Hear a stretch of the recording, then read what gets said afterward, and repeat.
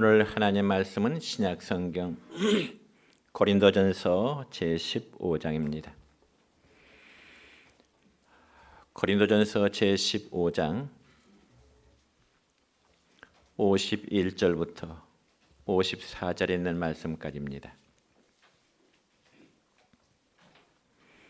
제가 봉독해 드립니다.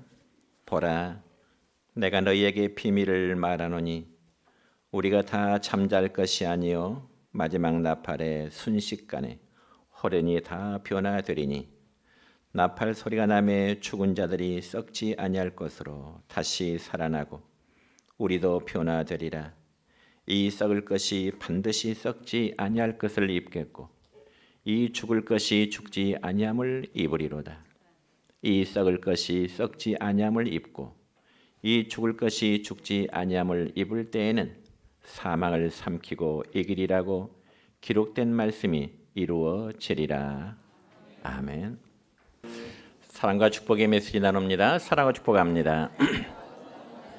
사랑과 축복합니다. 예, 감사합니다.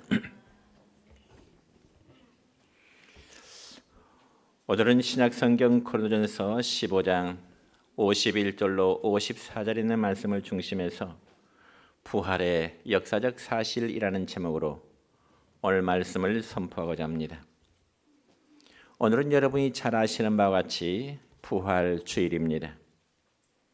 그래서 부활절은 예수님이 우리의 죄를 대신하여 십자가에 죽으셨다가 다시금 3일 만에 살아나신 날입니다. 그래서 이 기독교는 십자가와 부활의 종교라고 그렇게 말하게 됩니다. 그래서 예수님의 십자가와 이 부활의 복음은 이미 첫사람 아담의 범죄했을 때부터 이미 예언이 되어집니다. 그리고 예수님은 그 예언대로 십자가에 못 박혀 죽으시고 그리고 장사 지낸 바 되었다가 다시금 3일 만에 살아나심으로 인해서 하나님의 예언이 성취되어진 것입니다. 그래서 이 복음은 국경을 초월하고 그리고 인종을 초월하고 또한 문화를 초월하여 수많은 선교자들의 피로서 증거되어져 왔습니다. 여러분, 우리가 살아가는 이 세상에는 수많은 종교들이 있습니다. 그래서 불교나 이슬람교 그리고 유대교와 힌두교를 비롯하여 우리가 믿는 기독교가 있는가 하면 또한 유대교도 있습니다. 그렇지만 그 많은 종교들 가운데서도 오직 우리 기독교만이 부활의 종교입니다.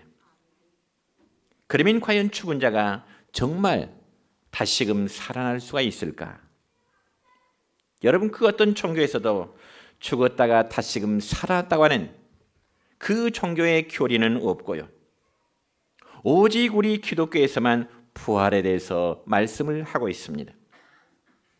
그러므로 기독교는 가장 위대한 종교이고요. 또한 승리의 영광을 누리는 종교라고 말할 수가 있습니다. 특별히 사람이 살아가는 데 있어서 어떤 일에 대해서 승리를 했다는 것은 참으로 기분이 좋고 아름다운 일이 될 것입니다. 그러나 이런 여러 종류의 승리 중에서도 가장 위대한 승리라고 한다면 아마 죽음에서의 승리가 될 것입니다. 왜냐하면 죽음에서의 승리는 아무나 할 수 없기 때문에 그렇습니다. 그래서 죽음에서의 승리는 오직 우리 주님의 부활로 인해서 완성되어진 것입니다. 여러분, 특별히 예수님께서는 지난 한 주간 동안 온갖 수모와 온갖 고통을 당하시다가 끝내 주님은 십자가에서 숨을 거두시게 됩니다. 그리고 주님께서는 십자가 위에서 육체적인 고통 때문에 엘리 엘리 라마 사박다니, 나의 하나님 어찌하여 나를 버리십니까? 그런 육신의 고통 속에 소리를 지르시고 마지막 숨을 거두시게 됩니다. 그자 예수님의 죽음을 바라본 모든 사람들은 마치 예수님을 패배자라고 생각을 했을 것입니다. 그럴 수밖에 여러분, 정말 예수님이 그들이 생각할 때 정말 예수라는 사람이 하나님의 아들이라면 그 치욕스러운 십자가에서 달려 죽을 필요가 없다고 생각을 했기 때문일 것입니다.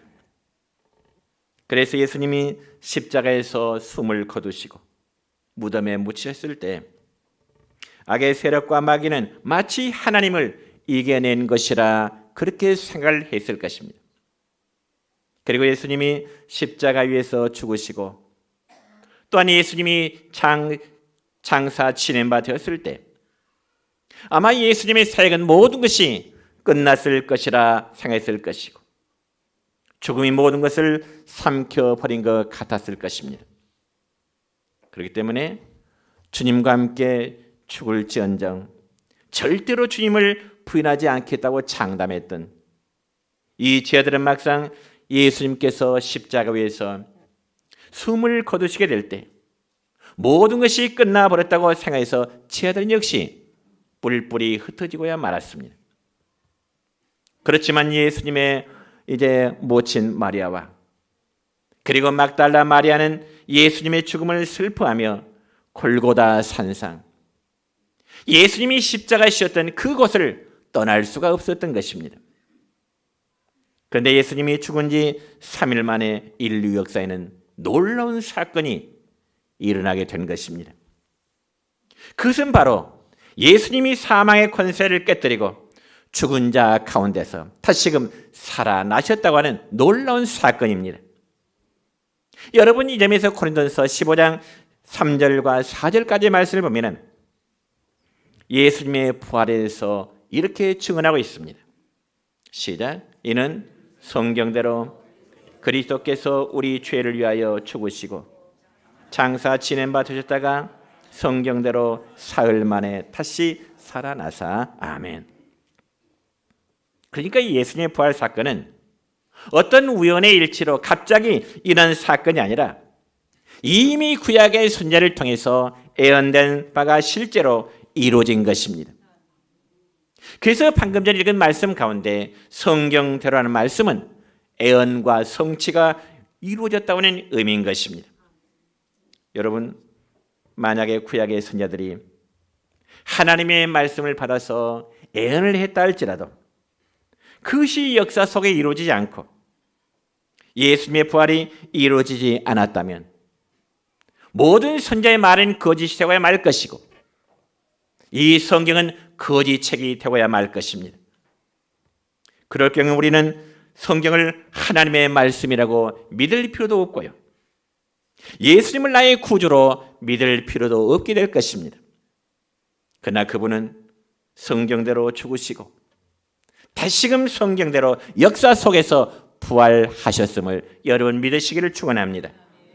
그래서 어느 누구도 창조의 대로 단 한 번도 죽음을 승리하지 못했는데 오직 예수님만이 사망의 권세를 이기시고 승리하셨음을 믿으시길 바랍니다.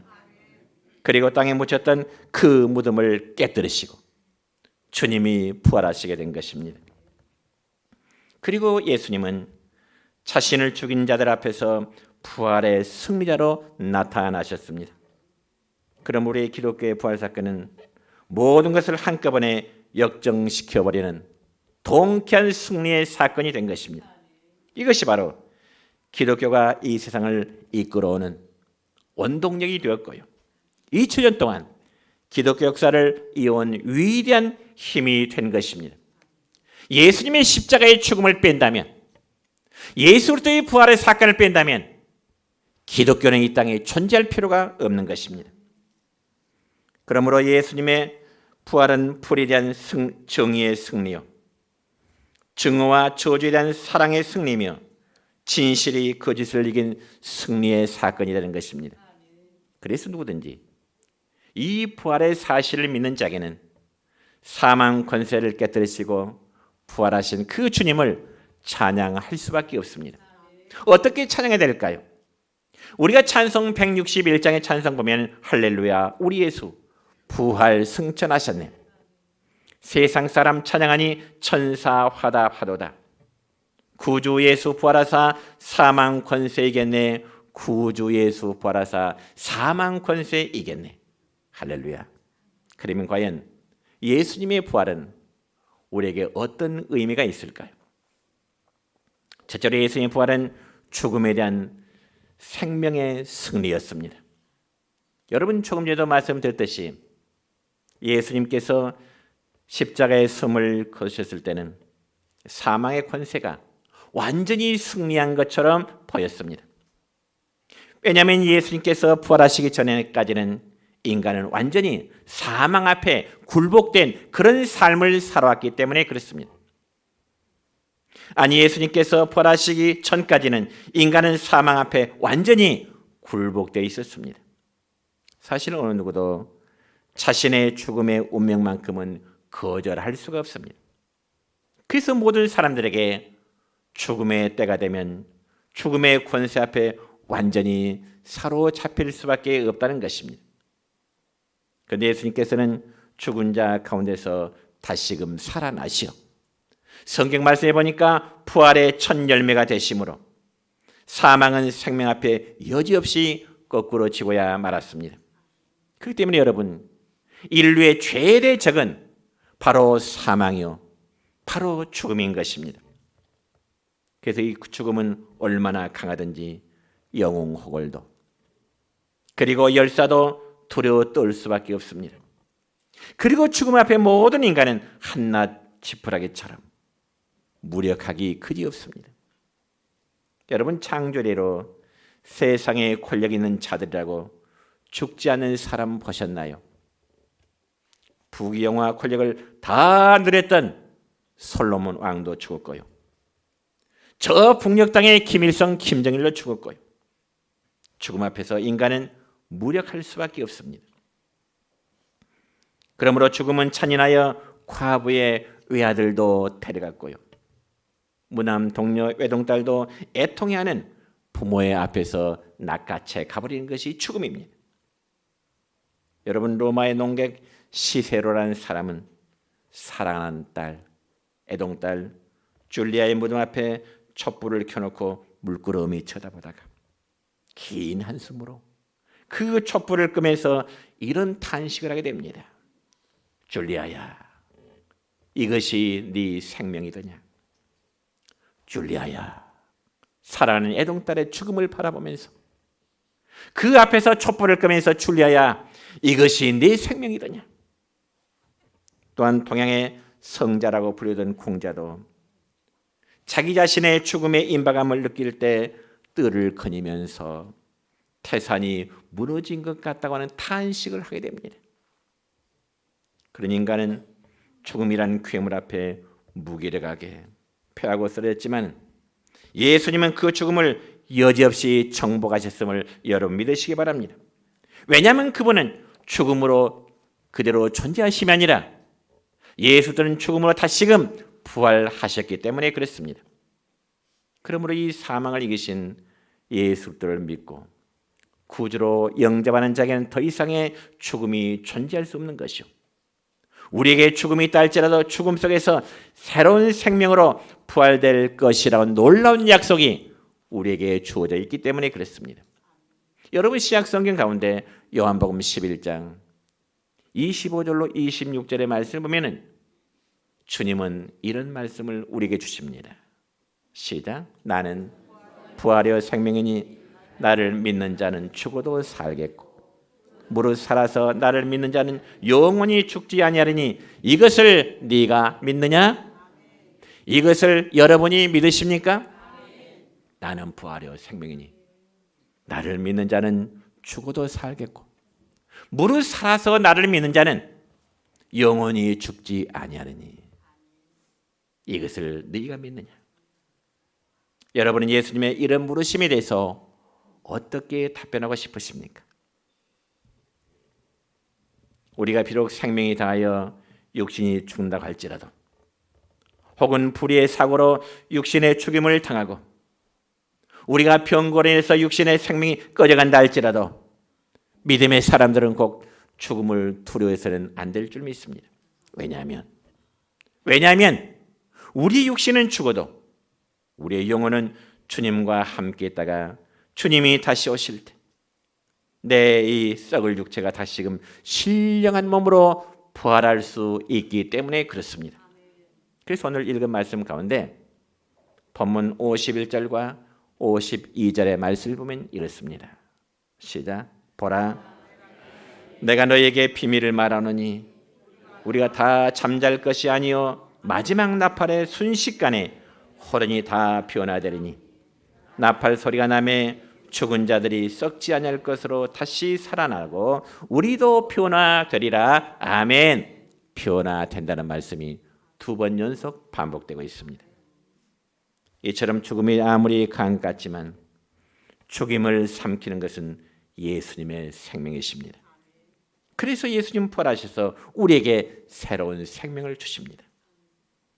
그러므로 그 부활의 생명만 우리에게 주어진다면 우리는 패하거나 좌절하지 아니하며 죽음이 올지라도 진정 하나님의 백성들은 죽음 앞에 두려워 떠는 자가 아닐 것이요 죽음 앞에 오히려 소망을 갖게 될 것입니다. 왜 그럴까요? 왜 그럴까요? 그것은 죽을지라도 다시 살아난다는 불멸의 생명이 우리 안에 있기 때문임을 믿으시기 바랍니다. 그러므로 예수님은 우리에게 사망과 같은 이 생의 문제를 이기게 하시기 위해서 세상에서 가장 강한 사망의 권세를 깨뜨려 버리십니다. 그리고 예수님은 사망에 대한 승리의 선언을 하게 되시는데 요한복음 16장 33절의 말씀을 볼까요? 이렇습니다. 시작. 세상에서는 너희가 환난을 당하나 담대하라. 내가 세상을 이겼노라. 아멘. 내가 세상을 이겼노라 이 말은 주님이 이제 죽음의 세력을 이기셨다는 선언입니다. 그러므로 예수님의 승리 부활을 여러분의 부활로 받아들이시기를 축원합니다.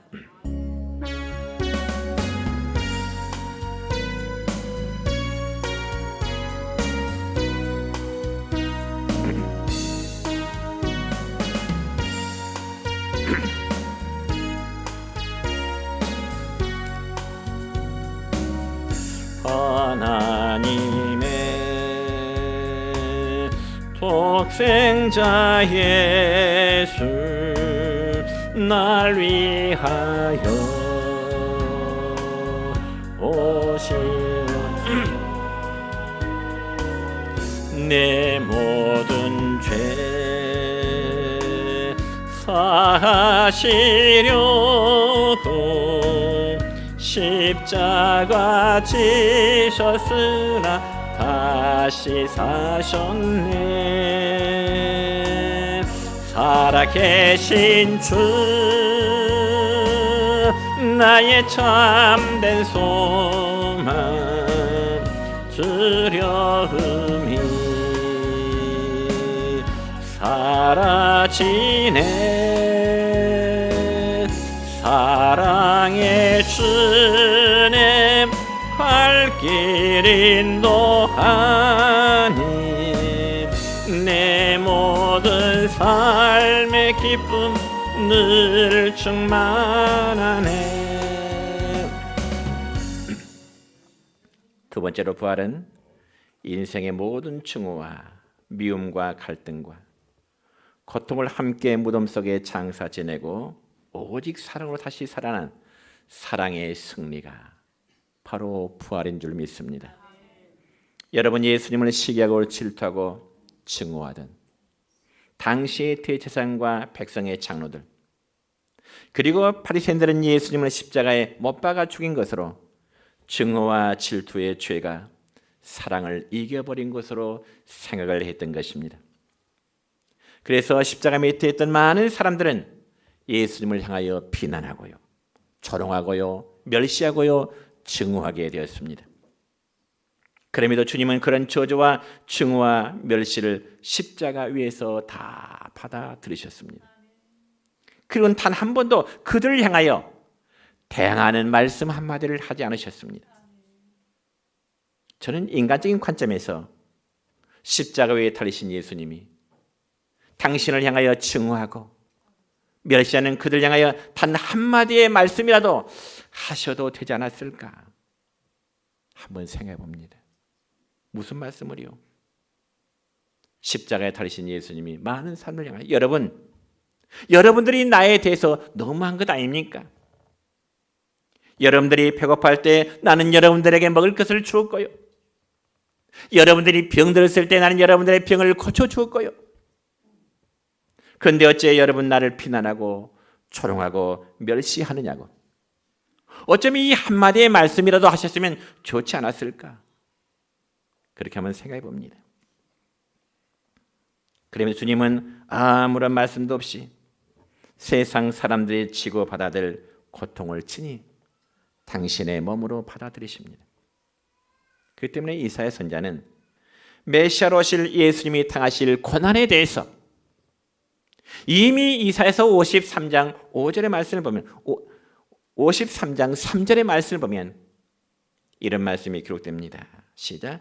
그는 멸시를 받아 사람들에게 버림받았으며 간고를 많이 겪었으며 질고를 아는 자라. 마치 사람들이 그에게서 얼굴을 가리는 것 같이 멸시를 당하였고 우리도 그를 귀히 여기지 아니하였도다. 아멘. 그렇습니다. 하나님께서는 우리를 향한 자신의 사랑을 십자가 위에서 표현하셨는데 그 사랑의 표현은 자신의 희생이었고 자신의 죽음이었습니다. 그런데 그런 사랑이 희생과 더불어 죽음으로 끝나버렸다면 그 사랑은 너무나 가치없는 것이며 사랑이 능력이 되지를 못했을 것입니다. 그래서 고린도전서 15장 16절과 17절의 말씀 보면 이런 말씀이 기록됩니다. 시작. 만일 죽은 자가 다시 살아난 일이 없으면 그리스도도 다시 살아나신 일이 없었을 터이요 그리스도께서 다시 살아나신 일이 없으면 너희의 믿음이 헛되고 너희가 여전히 죄 가운데 있을 것이요. 아멘. 주님이 다시 살아난 일이 없었다면 주님의 부활이 없었다면 우리도 다시금 부활할 수 없게 되는 것이고 주님이 다시금 부활하지 않았다면 우리의 모든 믿음이 헛되고 여전히 죄 가운데 있을 것임을 말씀합니다. 여러분 우리 예수님의 부활 사건이 없었다면 하나님의 사랑은 거짓이 되고야 말 것이고 저와 여러분의 믿음이 다 헛되게 될 것이고 죄 가운데 있을 뿐임을 말씀하십니다. 그러나 하나님은 사랑의 승리자로 예수님을 부활시키셨습니다. 그저 부활하신 예수님은 자신을 저주하고 비난하고 배반하고 떠났던 모든 사람들을 주님은 다시금 찾아가십니다. 제자들을 찾아가십니다. 그리고 그들을 용서하시고 감싸주시며 여전히 변함없는 사랑을 사랑하는 제자들에게 그리고 많은 무리들에게 그대로 나타내 보이십니다. 이런 주님의 부활이 없었더라면 악인의 미움이 하나님의 사랑을 능가하고 삼켜버린 채 끝나버렸을 것입니다. 그러나 주님의 부활하심으로 사랑이 미움을 이기고 승리하셨습니다. 그러므로 부활하신 주님을 만난 사람마다 은혜를 입어서 사랑을 회복하고 사랑으로 모든 것을 이겨나가게 되는 것입니다. 여러분 꼭 기억하시길 바랍니다. 한번 두 번 따라서 합니다. 두 번째로 따라서 합니다. 미움은 모든 것을 죽이게 되지만 사랑은 모든 것을 살려내게 됩니다. 다시 한번 따라서 합니다. 미움은 모든 것을 죽이게 되지만 사랑은 모든 것을 살려내게 됩니다. 사랑하는 성도 여러분이요, 저와 여러분이 정말 성도의 삶은 미워하는 데 있는 것이 아니라 사랑하며 사랑하는 자들이 되어갈 줄 믿습니다. 그래서 부활하신 주님과 함께 사랑으로 승리할 수 있기를 축원합니다. 세 번째로 예수님 부활은 진리가 거짓을 이겼다는 것을 말씀하고 있습니다. 여러분 예수님의 부활은 거짓과 비진리에 대한 진리의 승리였습니다. 특별히 예수님의 십자가 판결은 모두가 거짓 증거로 조작되어지게 되죠. 그러니 거짓이 판을 쳤으며 죄 없는 자가 죄 있는 자로 불의가 정의를 압도한 재판이었습니다. 그리고 대제사장들과 종교 지도자들은 예수님을 빌라도 법정에 세워놓고 온갖 모함과 거짓을 꾸미며 사형 판결을 유도해 나갔습니다. 그럼에도 빌라도는 예수님을 몇 번이나 신문했어도 여전히 예수라는 사람이 사형을 당할 만한, 죽임을 당할 만한 죄가 없다는 사실을 그가 밝히기도 했습니다. 그러면서 빌라도가 하는 말은 무엇인가요? 누가복음 23장 22절의 말씀을 볼까요? 이렇습니다. 시작. 이 사람이 무슨 악을 행한 일을 하였느냐? 나는 그에게서 죽일 죄를 찾지 못하였나니 때려서 넣으리라. 이 사람이 누굴까요? 예수님. 이 사람이 무슨 악한 일을 하였느냐? 나는 그에게서 죽일 죄를 찾지 못하였나니 때려서 넣으리라. 그러니까 예수님을 최종적으로 신문했던 그 당시 빌라도 총독은 예수님이 죽임을 당할 만한 어떠한 죄도 발견하지 못했노라고 말합니다. 그렇지만 그냥 놓아주자니 유대인들의 반발 심리가 일어날 것 같으니까 간단히 몇 대 때려서 풀어주자고 하는 그런 제안이었습니다. 그러니까 한마디로 죄 없는 예수님을 풀어주기 위한 하나의 방책이죠. 그럼에도 불구하고 당시의 제사장들과 백성의 장로들에게 매수된 성난 무리들의 반응은 어떨까요? 성난 무리들의 반응은 예수님을 십자가에 못 박아 죽여야 된다고 하는 아우성입니다. 그러자 빌라도는 할 수 없이 성난 군중들의 요구를 들어줄 수밖에 없는데 이 점에서 마태복음 27장 24절의 말씀을 보면은 이제 빌라도가 백성들에게 마지막으로 하는 말이 있습니다. 무슨 말일까요? 시작. 이 사람의 피에 대하여 나는 무죄하니 너희가 당하라 그랬습니다.